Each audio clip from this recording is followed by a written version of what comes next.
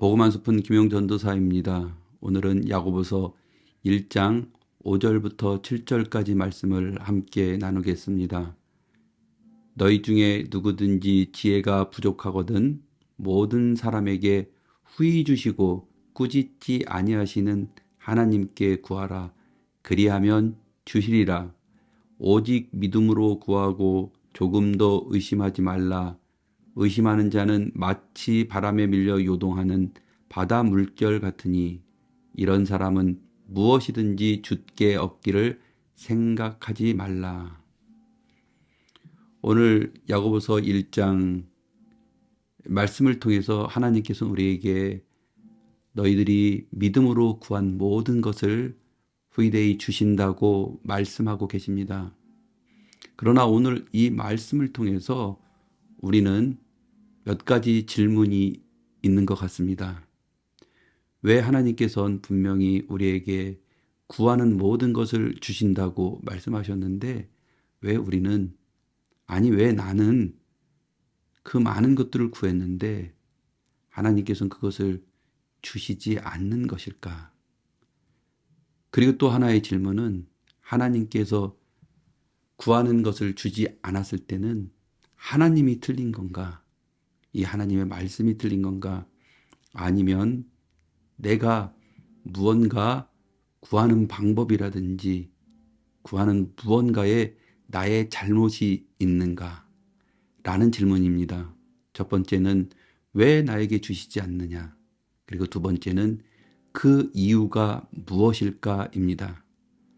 그리고 본문 6절에 이렇게 써 있습니다. 오직 믿음으로 구하고 조금도 의심하지 말라. 흔히들 믿음의 반대는 의심이라고 말합니다. 그리고 믿음의 반대가 의심일 때 이것을 우리가 잘못 해석하게 되면 자기 확신이 되게 되는 것입니다. 믿음은 나의 어떤 확고한 자기 확신이 될 때 의심하지 않고 내가 한번 생각하고 내가 결정한 거에 대해서 절대 뒤돌아보지 않는 고집, 자기 확신이 믿음처럼 느껴지게 합니다. 어느 한 집사님이 식당을 창업하려고 합니다. 그분이 그 식당을 잘 되기 위해서 사전 조사를 합니다. 그리고 그 조사하는 과정 속에서 이 식당이 잘 될 만한 이유, 장점을 10가지 정도 생각합니다. 그럴 때 이 식당이 잘 안 되고 망할 수 있는 이유, 단점을 20가지 정도를 생각해야 된다고 합니다. 우리가 현명한 사업가는 무조건 잘 될 거라고 하는 생각과 함께 망할 수도 있다라는 생각, 다시 말해 그 사업에 대한 리스크에 대한 생각, 그리고 정리, 그거에 대한 준비를 많이 하면 많이 할수록 그 사업은 망하지 않고 성공할 수 있는 확률이 더 높아진다라고 말합니다. 이 본문을 보면 이 모든 것이 의심처럼 느껴집니다. 하나님께 기도하고 시작하게 된 그 사업은 무조건 성공할 거라고 하는 자기 확신, 믿음이 있어야지 잘못될 수도 있다라고 생각하는 그 생각은 하나님에 대한 의심이 되고, 그리고 그럴 때에 그 사람은 무엇을 해도 성공할 수 없고 무엇을 해도 얻을 수 없다라고 해석하는 경우도 종종 보게 됩니다. 그렇다면 여기에서 오직 믿음으로 구하고 조금도 의심하지 말라라고 하는데 그 의심에 대한 우리의 오해가 있는 것 같습니다. 여기서 말하고 있는 그 의심하지 말라는 과연 무엇일까? 무엇을 의심하지 말라는 것일지 한번 우리는 생각해 볼 필요가 있습니다.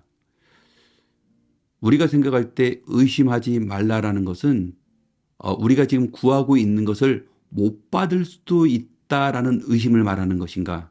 다시 말해 우리 자녀가 좋은 대학을 가기 위해서 기도하고 있는데 하나님께서 우리 자녀를 대학에 떨어질 수도 있다라는 의심, 그리고 내가 좋은 곳에 취직하기 위해서 취업을 위해서 기도하고 있는데 그 취업이 안 될 수도 있다라는 의심, 그리고 사업에 대해서, 그리고 큰 병을 치료하시는 하나님에 대한 의심, 내가 하나님께 기도하고 있는 그 많은 것들에 대해서 이루어지지 못할 수도 있다, 결과를 얻지 못할 수도 있다라는 의심을 말하는 것인지, 그렇다면 우리는 우리 삶 속에 너무도 많이 그런 사람들, 구했지만 얻지 못한 많은 사람들을 만나게 됩니다. 그리고 이 말씀은 어딘지 앞뒤가 맞지 않는 말씀이 되기도 합니다. 그래서 여기서 말하는 의심하지 말라, 이 의심이라는 이 단어 속에서 하나님이 말씀하고 싶어하는 그 의심과 우리가 생각하는 그 의심에는 분명히 차이가 있는 것 같습니다. 야고보서 1장 5절, 너희 중에 누구든지 지혜가 부족하거든 모든 사람에게 후히 주시고 꾸짖지 아니하시는 하나님께 구하라, 그리하면 주시리라. 여기서 보면 하나님께서는 어떠한 결과, 우리의 기도에 대한 어떠한 최종 목적지, 그것을 우리가 병이 났으면 완치되고, 돈이 필요하면 돈을 얻고, 취업이 필요하면 직장을 얻는 그것이 아니고 지혜를 구하라고 되어 있습니다. 여기서 그리고 지혜를 구하는 자에게 하나님은 구하는 자에게 주신다라고 말씀하고 계십니다. 그렇다면 여기서 말하는 지혜는 무엇일까요? 여기서 말하는 지혜는 하나님의 지혜, 하나님의 생각, 하나님의 계획, 하나님의 섭리인 것입니다. 6절, 오직 믿음으로 구하고 조금도 의심하지 말라. 의심하는 자는 마치 바람에 밀려 요동하는 바다 물결 같으니라고 하는 데에서 이 말을 하나님의 생각으로 다시 한번 쉽게 풀어서 얘기하면 이런 말입니다. 오직 하나님 아버지를 신뢰함으로 구하고 조금도 하나님 아버지의 선하심, 우리를 사랑하는 그 사랑하심을 의심하지 말라. 그래서 여기에서 의심하지 말라라는 이 의심은 우리가 받을 것을, 하나님이 주실 것을 의심하지 말라라는 것이 아니고 하나님 아버지의 선하심을, 하나님 아버지가 우리를 사랑하심을 의심하지 말라인 것입니다. 그러나 우리에게는 그 선하신 하나님, 그 하나님 아버지를 의심하지 말라고 하는데 삶 속에서 우리는 계속해서 의심하고 신뢰하지 못하는 우리의 실력을 만납니다. 그렇다면 어떻게 우리는 의심하지 않고 하나님을 더욱 신뢰하며 그리고 믿음의 사람으로 나아갈 수 있는 아버지의 마음, 아버지의 지혜를 우리가 신뢰하고 그 선하심을 알게 되는 사람이 되는지 고민하다가 우연히 개그맨의 어떤 에피소드를 통해서 한번 이 부분을 한번 이렇게 같이 나눠볼까 합니다. 개그맨 최양락 씨가 TV에 나와서 예전에 어떤 아마추어 권투 경기를 본 에피소드를 얘기하는 것을 보았습니다. 뭐 내용은 대충 이거였습니다. 보통 경기에 가면은 코너에 코치가 계속해서 이제 코치를 하죠. 레프트 라이트 뭐 빠지고 뭐 스텝이 뭐 하면서 호흡을 여러 가지 이제 뒤에서 막 계속해서 코치를 하고 선수는 그거에 맞춰서 이제 기량껏 싸우는 거죠. 근데 한 코치가 있었는데 그 코치가 되게 독특하고 재미있었다고 합니다. 뭐냐면 선수가 싸우는데 뭐 어떤 전문 지식이 아니고 이렇게 얘기합니다. 맞지 마! 야! 맞지 마! 피해! 야! 맞지 말라고! 계속해서 맞지 마! 너도 때려! 너무나 이렇게 어떤 전문적인 지식이 아닌 그냥 계속해서 그렇게 맞지 마! 너도 때려! 계속 반복하다가 실력이 부족한 그 선수는 계속 맞다가 이제 다운이 돼서 경기에 졌다고 합니다.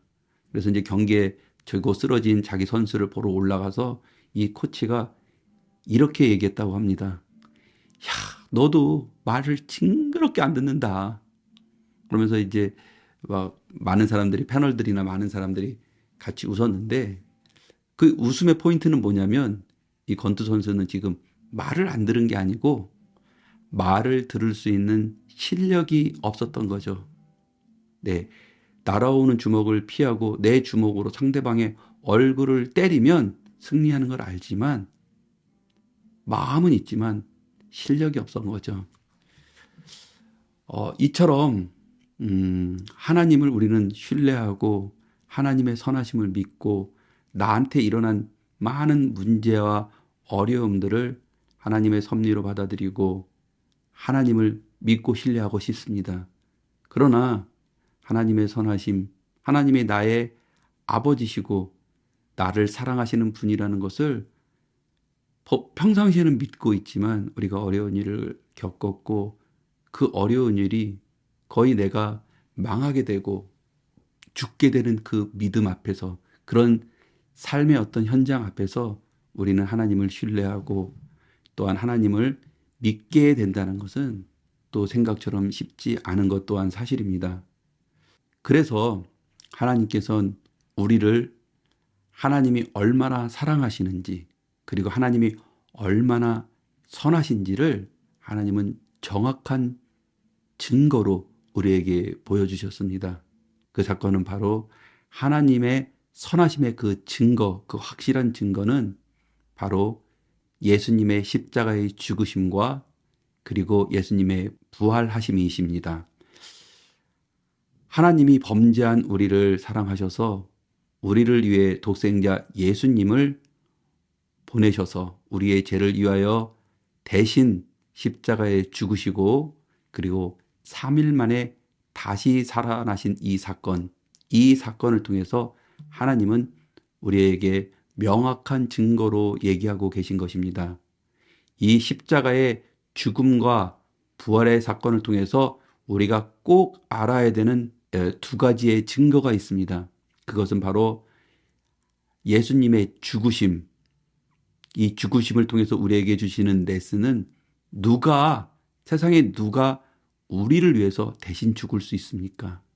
그것은 바로 하나님이 우리의 아버지심을 확실히 증거로 보여주는 사건입니다. 하나님의 사랑, 하나님이 우리를 자녀 삼으시고 우리의 아버지시라는 확실한 증거는 하나님이신 예수님께서 우리를 위해서 대신 죽으신 것입니다. 그리고 다시 살아나심을 통해서 우리의 주시는 레슨은 누가 도대체 죽음에서 죽음을 이기고 다시 살아날 수 있는가입니다. 그것은 하나님이 바로 하나님 되심입니다. 하나님의 실력이죠. 그래서 십자가의 죽으심과 부활하심을 통해서 하나님의 사랑과 하나님의 하나님 되심, 다시 말해 하나님의 실력을 우리에게 증거하고 계신 것입니다. 정리해 보겠습니다. 우리의 실력 되시는 하나님 아버지, 그 아버지는 조금 전에 얘기했던 맞기만 하는 권투 선수가 상대방의 주먹을 피하고 그리고 내 주먹을 날려서 상대방의 얼굴을 때리면 이긴다는 것을 알지만 그럴 실력이 없어서 패배하는 것처럼 우리도 삶에서 하나님의 선하심, 하나님이 우리를 사랑하시는 그 사랑을 알고는 있지만 그것을 삶으로 누리며 살지는 못하는 것입니다. 그래서 하나님께서는 우리를 사랑하시는 그 선하신 하나님을 우리에게 확실히 증거하시기 위해서, 그래서 하나님의 사랑의 결정체이신 예수 십자가의 사랑, 예수님의 죽으심과 부활하심을 우리에게 증거로 주신 것입니다. 이보다 더 우리를 사랑하시는 하나님 아버지의 선하심, 그 사랑을 확실하게 말할 수 있는 증거는 없는 것입니다. 우리는 이제 삶의 많은 문제 앞에서 문제의 해결을 구하는 것도 중요합니다. 그러나 그보다 더 근본적으로 우리를 사랑하시는 하나님 아버지의 선하심을 구하고 그 결과 나에게 일어난 이 모든 일이 이상히 여기지 않고 하나님의 섭리로 받아들이는 믿음의 사람, 하나님 우리 아버지의 그 선하심을 알고 아버지의 그 선하심을 신뢰하는 그 하나님의 자녀의 삶을 살 수 있게 되는 것입니다. 감사합니다.